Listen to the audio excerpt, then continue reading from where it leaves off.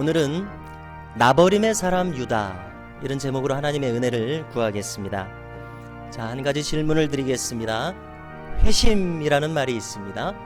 회심이라고 하는 이 말은 무슨 뜻을 가집니까?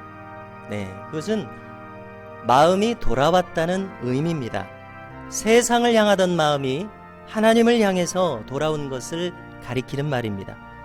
별다른 그 큰 목적 없이 살던 사람이 하나님께 돌아와서 목적을 찾은 것을 말합니다. 자, 우리가 이 세상에는 수많은 인류가 있고 수많은 믿는 사람들이 있었던 것을 생각해 볼 때 수많은 회심의 이야기들이 우리에게 있습니다. 자, 그 중에서 몇 사람을 생각해 봅니다. 어거스틴이라고 하는 사람, 우리가 잘 아는 것처럼 아주 방탕한 삶에서 돌아왔습니다. 그리고 또 그는 마니교라고 하는 사이비 종교에서 돌아왔습니다. 마니라고 하는 사람은 자기 자신을 성경에 있는 보혜사 성령이라고 가리켰습니다. 이렇게 혼합주의를 나타내는 사이비 신앙이었습니다. 참으로 이렇게 혼잡스러운 이단적 신앙에서 깨끗하게 정리되는 순수한 신앙으로 이제 어거스틴은 돌아온 것입니다. 그래서 우리도 신앙 안으로 돌아오게 되면 우리의 복잡한 생각이 깨끗하게 정리되는 것을 경험하지 않습니까? 자, 루터를 잘 아실 것입니다. 그는 뛰어난 실력을 가졌습니다. 그래서 젊은 나이에 에르푸르트의 법학대학원에 들어갔습니다. 이렇게 잘 나가던 루터에게 혼처가 들어왔습니다. 그래서 그는 고향에 다녀오던 중이었습니다. 자, 그런데 독일의 6월 초여름의 날씨는 참 변덕스러웠습니다. 그래서 이제 에르푸르트로 돌아오는 도중 슈토테른하임이라고 하는 곳을 지날 때에 세찬 소나기를 만나게 되었습니다. 천둥번개가 쳤습니다. 그런데 이 번개가 바로 자기 앞에 떨어진 것입니다. 저도 이제 한 15살쯤에 한 7월쯤에 갑자기 소나기를 만나서 어떤 집 처마 밑으로 들어갔는데 저하고 한 4m 정도 떨어진 곳에 낫이 걸려 있었거든요. 근데 번개가 거기를 펑 하고 치는 겁니다. 얼마나 놀랐는지 지금까지도 가슴이 두근거리는 것 같습니다. 얼마나 루터도 무서운 순간이었겠습니까? 그는 땅바닥에 엎드렸습니다. 철철철 비를 맞으면서 기도했습니다. 성 안나여. 그때 이 가톨릭이기 때문에 그렇게 불렀습니다. 주님의 모친 마리아의 어머니가 안나입니다. 그래서 성 안나여 이렇게 기도했습니다. 저를 살려주시면 수도사가 되겠습니다. 그는 그 길로 독일 어거스틴 흑수도의 수도사로 들어갑니다. 썬다싱이라는 인물을 소개할 기회가 있었습니다. 그는 성경과 신앙서적을 전부 다 모아놓고 석유를 부어서 다 불태워버렸습니다. 자기의 마음이 시원해져야 될 거 아닙니까? 그런데 시간이 가면 갈수록 너무너무 마음이 괴롭고 답답하고 심지어 죽고 싶어지기까지 했습니다. 그는 자살을 기도했습니다. 자, 이제 자살을 기도하기 직전에 그의 자서전에 기록되어 있는 그대로 전하겠습니다. 자기의 방을 보니까 방이 아주 강렬한 빛으로 사로잡혀 있습니다. 문을 열고 들어갔습니다. 음성이 들립니다. 나는 너를 위해서 십자가에서 내 목숨을 내주었는데 너는 왜 나를 핍박하느냐. 그가 그처럼 물었던 질문, 정말 예수님이 참 신이면 저에게 알려주십시오. 그 기도가 응답되는 순간이었습니다. 그는 그 자리에서 예수님의 종이 되었습니다. 자, 유명한 1930년대 이래의 김익두 목사님을 잘 아실 것입니다. 이 목사님은 무엇으로 유명합니까? 우리 대한예수교 장로회 총회의 역사 기록에 이분이 예수님과 똑같은 수많은 기적을 일으켰습니다. 안전병이를 일으켜 세우고 또 팔이 마른 사람을 고치고 또 안 못 보는 사람을 고치고, 이런 기록이 공식적으로 우리 대한예수교 장로회 역사에 기록되어 있습니다. 이 이적을 조사하는 그 조사단의 기록을 그대로 채택했습니다. 얼마나 놀랍습니까? 이 김익두 목사님, 황해도 안악 출신의 청년이었습니다. 그는 16살에 과거에 낙방했습니다. 구한말의 한양은 순전히 매관 매직이 들끓던 곳이었습니다. 그는 인생을 비관했습니다. 꿈이 없어졌습니다. 그래서 깡패로 살았습니다. 그때 소알론 선교사가 그 안악의 장터에서 전도지를 나눠줍니다. 전도지를 낚아채고 냅다 코를 풀어버립니다. 소알론 선교사가 말합니다. 이보시오, 하나님 말씀으로 코를 풀면 코가 썩습니다. 이 말을 들었습니다. 그날 밤 이 27살의 깡패 청년 김익두는 자기 방에서 잠을 이룰 수가 없었습니다. 왜 그렇습니까? 자기 코가 썩는 것 같아서 잠을 이룰 수가 없었습니다. 그래서 다음날 장터에 갔습니다. 다시 소알론 선교사를 붙들고 말합니다. 선교사님, 저 같은 불량자도 예수님을 믿을 수 있습니까? 이렇게 회심을 경험했습니다. 저만 해도 그렇습니다. 고3 때 열심히 공부했습니다. 7월 중순이 되었습니다. 입안에 혀가 퉁퉁 부어오릅니다. 3일을 앓았습니다. 앓고 난 다음에 기도밖에, 오직 기도만 하고 싶습니다. 하루 종일 기도만 하고 싶습니다. 이렇게 주님은 저를 불러주시는 과정이 있었습니다. 자, 그런가 하면 저의 친형도 마찬가지입니다. 3살 위에 저희 친형이 27살이었습니다. 그는 약국마다 판촉을 하는 의약품 판매원이었습니다. 하루는 전주에서 부안으로 퇴근을 하고 있었습니다. 자, 그런데 김제에서 차가 뒤집어졌습니다. 논두렁으로 차가 굴렀습니다. 음주운전을 했기 때문이었습니다. 죽을 뻔했습니다. 그리고 24살인 저는 날마다 저녁마다 교회에 가서 기도하는 저의 형의 모습을 봅니다. 날마다 부르짖습니다. 얼마 안 있어서 신학교에 갑니다. 지금 수원 광교에서 목회를 하고 있습니다. 여러분, 오늘 우리가 읽은 성경에서 이 야곱의 넷째 아들 유다의 이야기를 듣습니다. 그도 그만의 특별한 회심 사건을 경험하는 것을 우리가 성경을 통해서 봅니다. 자, 우리는 한 가지 의아스러운 생각을 가지지 않을 수 없습니다. 그것은 무엇이냐면 아브라함과 이삭과 야곱, 얼마나 신앙의 명문가입니까? 그러면 이처럼 대단한 언약과 간증을 가진 집안이면 이 자식들이 다 신실하고 신앙적으로 성장해야 하지 않겠습니까? 그러나 그렇지 않았습니다. 우리가 성경을 통해서 보는 이 유다의 모습처럼 이처럼 폐륜적인 인물은 또 없겠구나 하고 싶을 정도입니다. 자, 그럼 먼저 자기의 배다른 동생 요셉을 증오했습니다. 아버지 야곱이 저 막내 요셉에게 채색옷을 입힌 것을 그는 도저히 용납할 수가 없었습니다.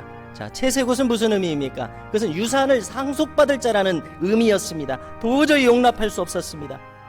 그런데 그러던 중에 그 녀석이 17세 때에 내가 꾼 꿈을 들으시오 말합니다. 형제들의 곡식단이 자기의 곡식단에 둘러싸고 절하더이다 말합니다. 그러더니 또 얼마 지나서 해와 달과 11별이 내게 와서 절하더이다 말합니다. 기가 막혔습니다. 그렇지 않아도 미운 녀석이 더 미워졌습니다. 어느 날이었습니다. 이 형제들은 자기들이 살던 동네 헤브론에서 저 북쪽으로 100km가 넘는 세겜 근처로까지 양을 치러 멀리 나갔습니다. 그 거리는 여기 전주에서 1000안 정도 되는 거리였습니다. 저 멀리에서 그들이 양을 치던 중에 저 멀리에서 아버지가 심부름 보낸 요셉이 다가오기 시작합니다. 잘 되었구나. 이참에 저 녀석을 없애버리자. 형제들이 모의합니다. 그를 빈 우물구덩이에 쳐넣습니다. 자, 그런데 이 순간 이스마엘 족속의 카라반들, 사막의 대상들이 이 지역을 지나갑니다. 그것을 보고 유다가 참 기가 막힌 제안을 합니다. 저 녀석을 죽여서 뭐 하겠습니까? 저 녀석을 차라리 저들에게 팔아버립시다. 그리고 은 20세겔을 얻습니다. 그것은 노예의 몸값이었습니다. 그것은 성인 한 사람의 2년 정도치의 연봉에 해당하는 가치였습니다. 이제 이 10 형제가 나눠 가지면 서로 2달치 품삯으로 나눠 가질 수가 있습니다. 성도 여러분, 덜 악하다고 해서 결코 그 악이 선으로 포장되지는 않습니다. 유다는 이 동생을 해치는 악행에 더해서 돈도 좀 벌어보자고 약삭빠르게 이렇게 제안을 했습니다. 과연 유다가 아버지를 조금이라도 생각했더라면 이렇게 말할 수는 없었습니다. 어찌 이처럼 깊은 신앙의 가문에서 이런 폐륜화가, 그리고 다른 형제들도 마찬가지입니다. 이런 폐륜화가 나올 수 있는지 우리는 잘 이해가 되지 않습니다. 자, 그런가 하면 우리가 이제 요셉의 꿈 이야기 창세기 36장에 이어서 창세기 37장을 보게 되면 이제 뜬금없이 이 유다의 개인사가 펼쳐지게 됩니다. 자, 먼저 그는 아버지의 품을 떠나버립니다. 그리고는 이제 가나안 사람이 돼서 가나안 사람으로 살기를 작정합니다. 말하자면 크리스찬이 이제 아예 대놓고 세속적으로 살겠다고 집을 나가버리게 된 것이었습니다. 헤브론의 옆 동네 아둘람 사람, 가나안 토착민인 히라와 가까이 지냅니다. 그리고 역시 가나안 사람 수아라고 하는 사람의 딸과 자기 맘대로 결혼해버립니다. 그리고 자식을 낳습니다. 엘과 오난, 셀라, 이렇게 삼형제를 낳습니다. 그리고 장자 엘도 가나안 여자 다말과 결혼을 합니다. 자, 그런데 사건이 생깁니다. 장자 엘이 갑자기 죽어버립니다. 그 이유를 성경은 소상히 알려주십니다. 엘이 여호와 보시기에 악함으로 여호와께서 그를 죽이신지라. 놀랍습니다. 무슨 뜻입니까? 어떤 아기는 하나님께서 일부러 일찍 데려가기도 하신다는 뜻 아닙니까? 너를 살려뒀다가는 주변에 해만 끼치겠구나. 아마 이런 뜻인지도 모르겠습니다. 참으로 놀랍습니다. 자, 그 시대에는 우리가 시대상을 한 가지 이해해야 합니다. 장자를 통해서 그 가문을 상속하는 것이 아주 중요한 시대였습니다. 그래서 고엘 제도라는 제도가 있습니다. 그것은 무엇입니까? 혈족이 그 대를 계승해야 한다는 의미입니다. 그래서 형사취수라는 제도가 생깁니다. 무슨 뜻입니까? 형이 죽으면 취수, 동생이 그 형수를 아내로 취하는 제도입니다.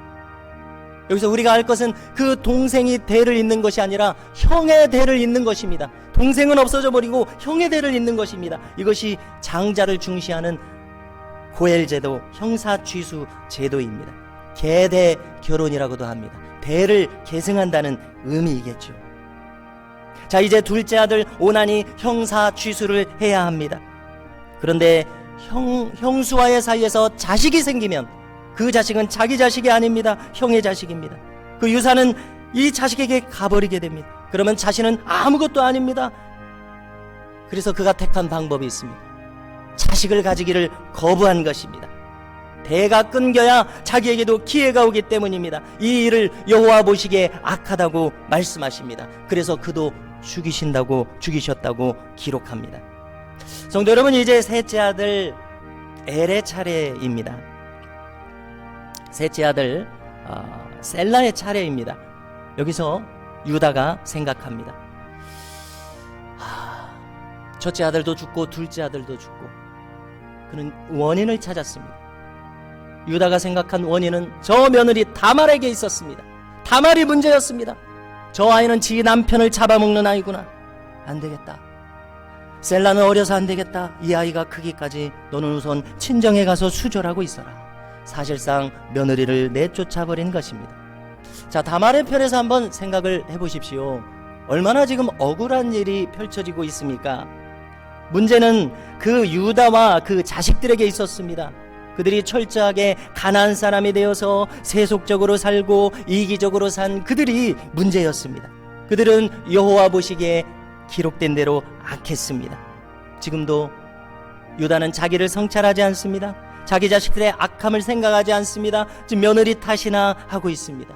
이것은 무엇입니까? 어리석은 사람의 처신입니다.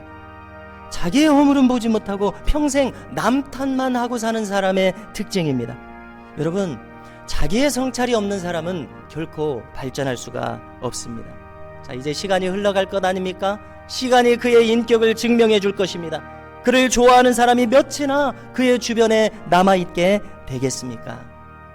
여러분, 이 유다의 처신은 며느리 다말을 비참하게 만들었습니다. 그러다 보니까 이 억울한 다말도 자기가 할 수 있는 최후의 수단을 사용하는 것을 봅니다. 자, 유다가 어느 날이었습니다. 양털을 깎기 위해서 어느 지역으로 갔습니다. 그 소식을 다말이 들었습니다. 자기도 그 지역으로 갑니다. 그리고 한껏 기생처럼 자기의 몸을 꾸밉니다.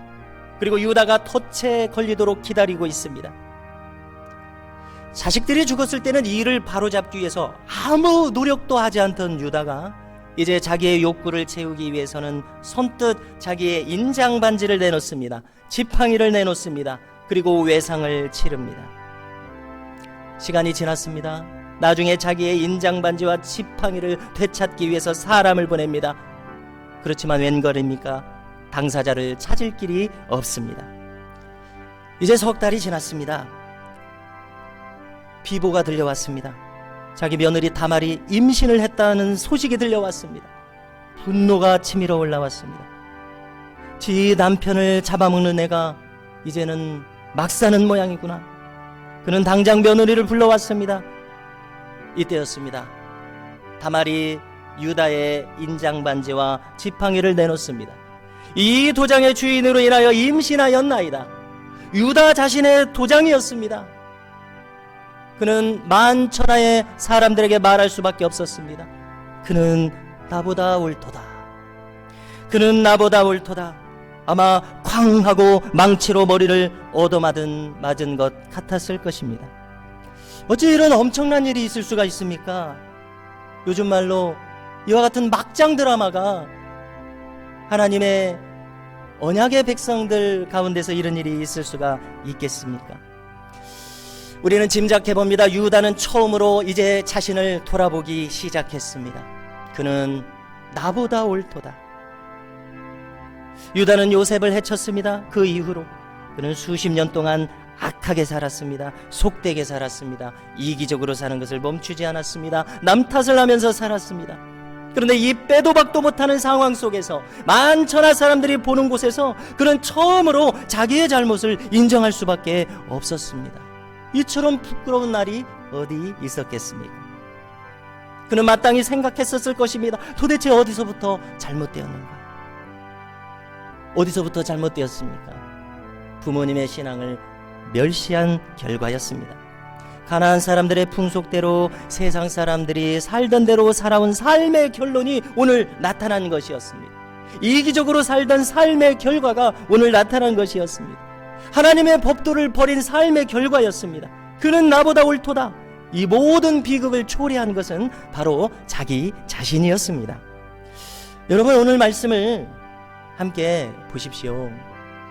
이제 그들의 시대에 애굽의 7년 풍년이 다 지나갔습니다.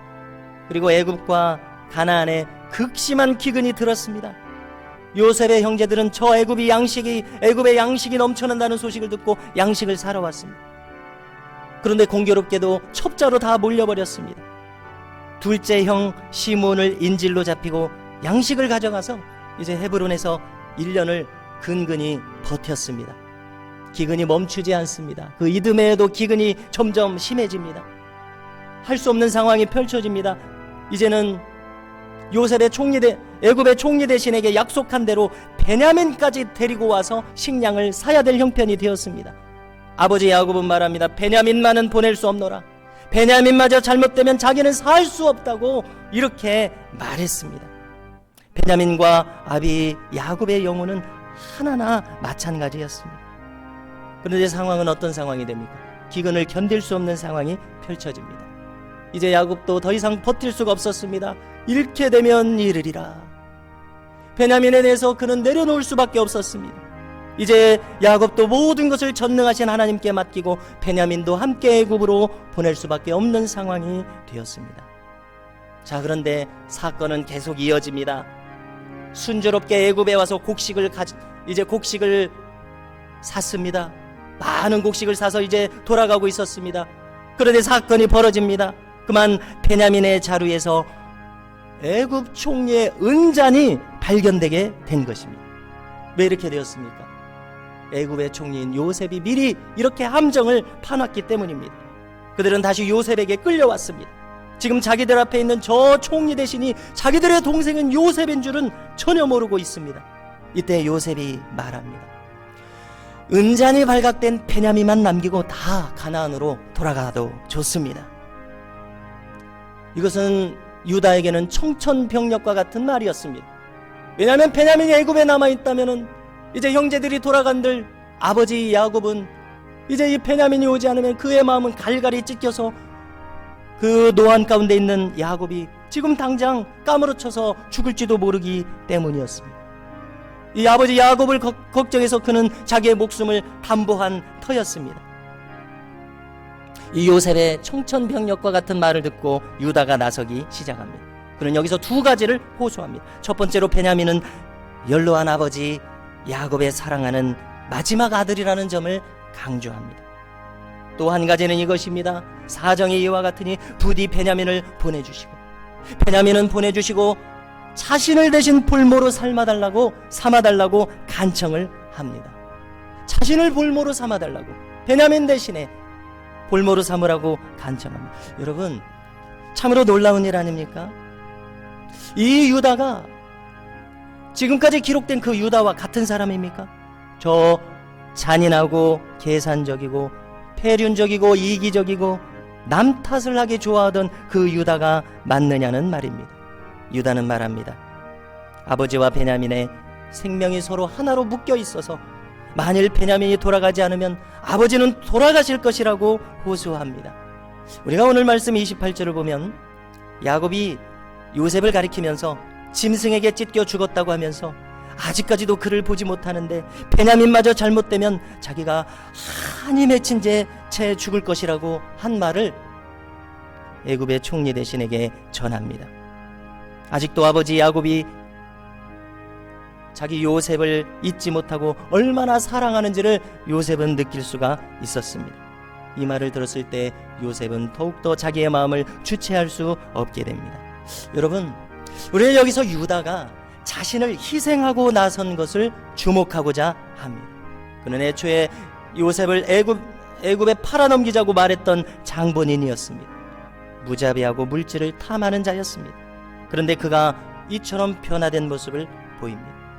어느샌가 자기를 희생하는 모습을 보이는 사람으로 변해 있습니다. 아버지 야곱의 마음을 헤아릴 줄 아는 사람으로 변해져 있습니다.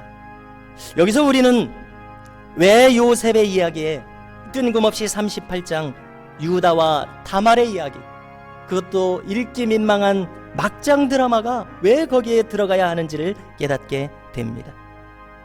유다는 이 며느리 다말과의 충격적인 일을 통해서 비로소 회개하기 시작했습니다. 비로소 그는 이기적인 자신의 모습을 보게 되었습니다. 자신이 그동안 얼마나 잘못 살아왔는지를 보게 되었습니다. 그는 부모님의 신앙을 멸시했었습니다. 하나님의 법도를 무시하고 세속을 따랐습니다. 무자비하고 폐륜적인 인격으로 살아왔습니다. 자기 자식들도 잘못 가르쳤습니다. 며느리가 비참한 처지가 되든지 말든지 그것은 내 알 바가 아니었습니다. 눈 하나 깜빡하지 않고 요셉을 팔아버렸던 사람이었습니다. 자, 그런데 그런 유다가 180도 달라진 사람이 된 것을 우리가 보고 있습니다. 야곱이 베냐민만은 애굽에 보낼 수 없다고 하자 자기 목숨을 담보로 할 테니 보내셔야 한다고 말하고 나섭니다.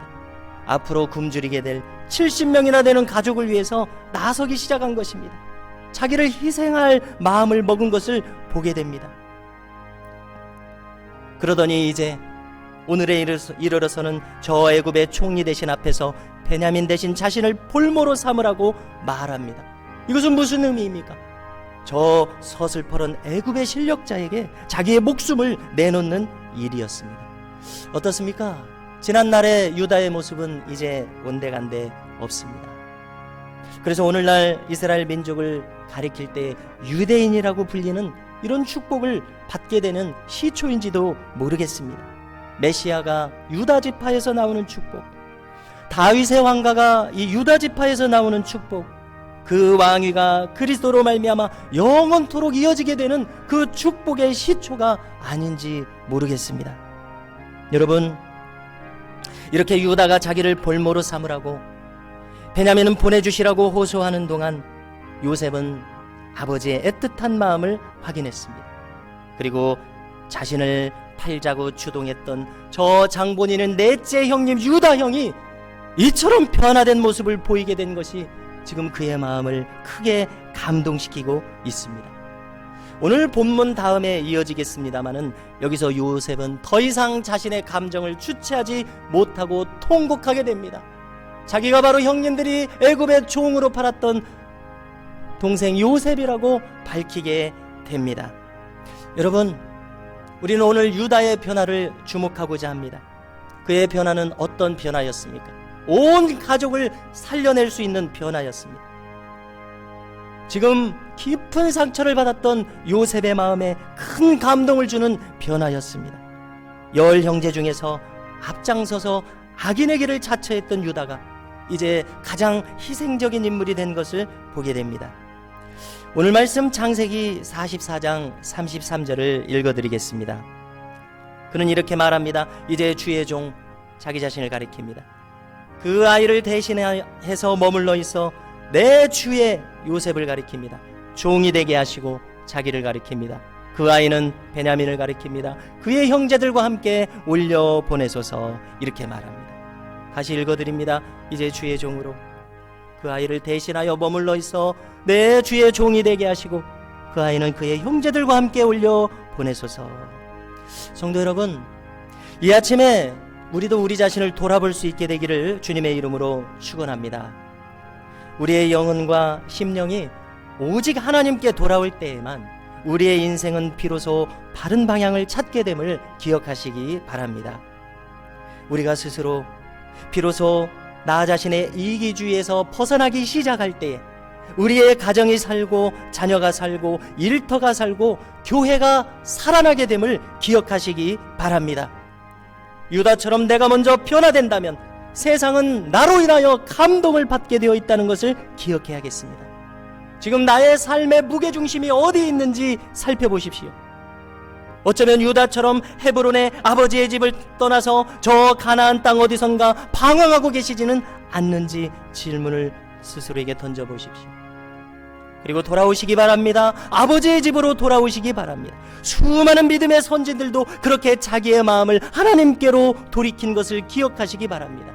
오늘도 저 한량없는 사랑으로 우리에게 찾아오시는 그 하나님의 간섭하심이 여러분들이 살아가시는 현장에서 그 간섭하심을 허락하시기를 간절히 소망합니다.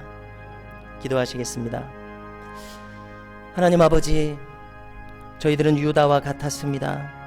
아버지의 집을 떠났었고 방탕하게 살았습니다. 갈 길을 몰라 그저 방황할 뿐이었습니다.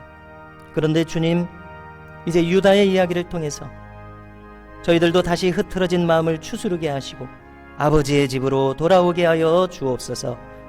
아버지의 윤례를 기억하게 하시고 나버림의 십자가의 도를 배워서 한 알에 썩어지는 밀알이 되어 온 가족과 자녀와 일터와 교회에서 축복의 통로가 되게 하여 주옵소서. 예수님의 이름으로 기도하오며 이제는 우리의 신앙을 함께 고백하오니